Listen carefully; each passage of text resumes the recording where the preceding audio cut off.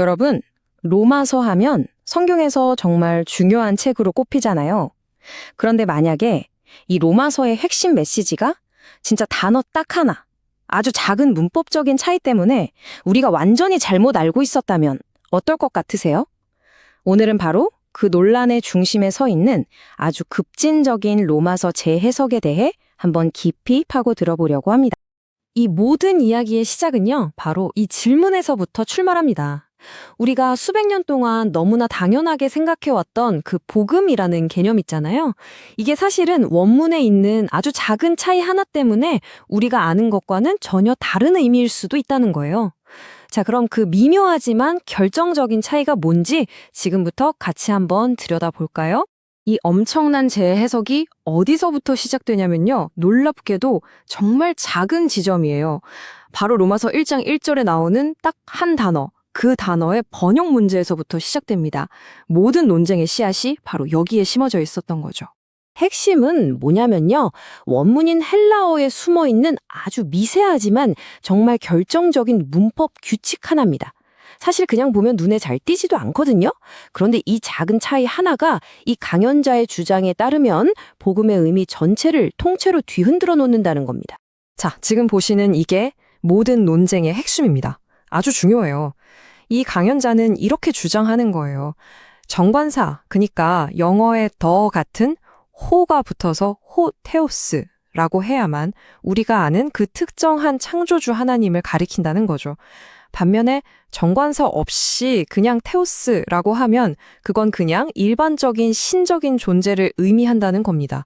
이게 무슨 차이냐면 우리가 고유명사 김철수라고 부르는 거랑 그냥 일반 명사 사람이라고 부르는 것만큼이나 큰 차이라는 거예요. 자, 그런데 여기서 결정적인 포인트가 나옵니다. 로마서 1장 1절 원문을 보면 호테오스가 아니라 관사가 없는 그냥 테오스가 쓰여 있다는 거예요. 이게 무슨 뜻이겠어요? 그 하나님의 복음이 아니라 한 신적인 존재의 복음이 된다는 거죠. 와, 정말 사소해 보이는데 이 차이가 얼마나 극적인 결론으로 이어지는지 한번 보시죠. 그렇다면 한 신의 복음이라는 게 대체 무슨 뜻일까요? 자, 여기서부터 이 해석의 가장 충격적이고 어쩌면 가장 논쟁적인 주장이 시작됩니다. 이 강연자가 내놓은 복음에 대한 완전히 새로운 정의 한번 들어보시죠. 바로 이 지점에서 우리가 알고 있던 전통적인 복음의 개념과 이 급진적인 재해석이 정면으로 꽝 하고 부딪힙니다. 복음이라는 게 신이 우리에게 내려주는 좋은 소식이 아니라 인간이 신적인 존재가 된다는 좋은 소식이라는 거예요. 완전히 관점이 다르죠? 이 인용구가 그 의미를 아주 명확하게 보여주죠.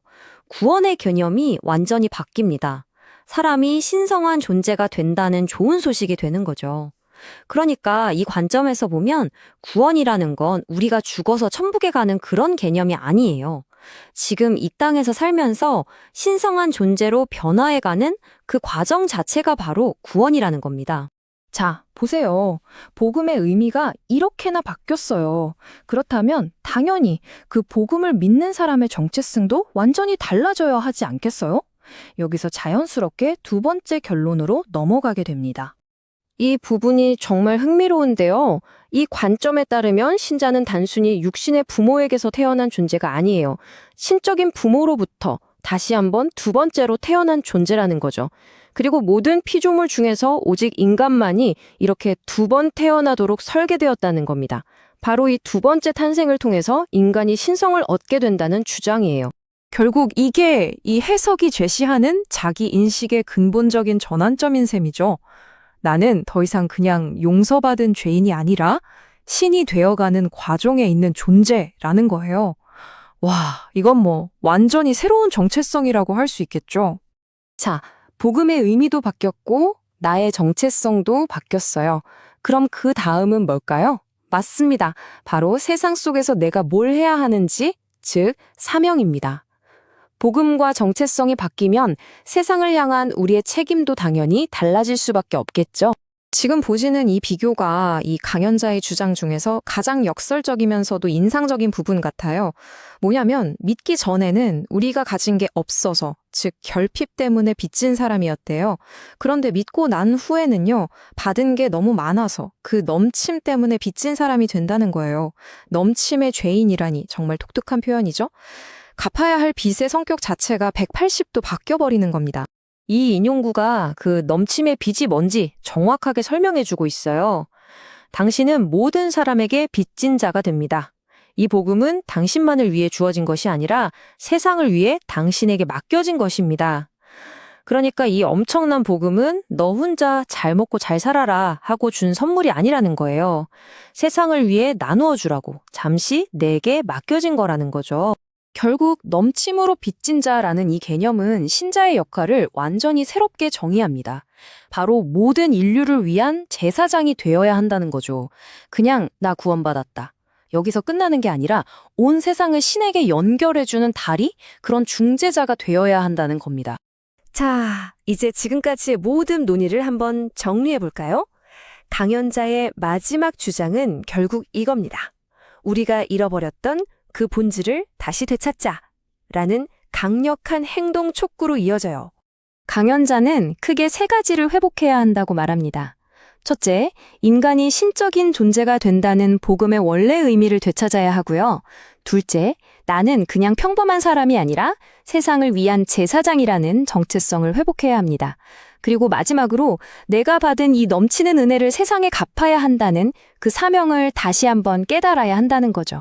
자, 오늘 이 분석을 마무리하면서 우리는 아주 근본적인 질문 하나와 마주하게 됩니다.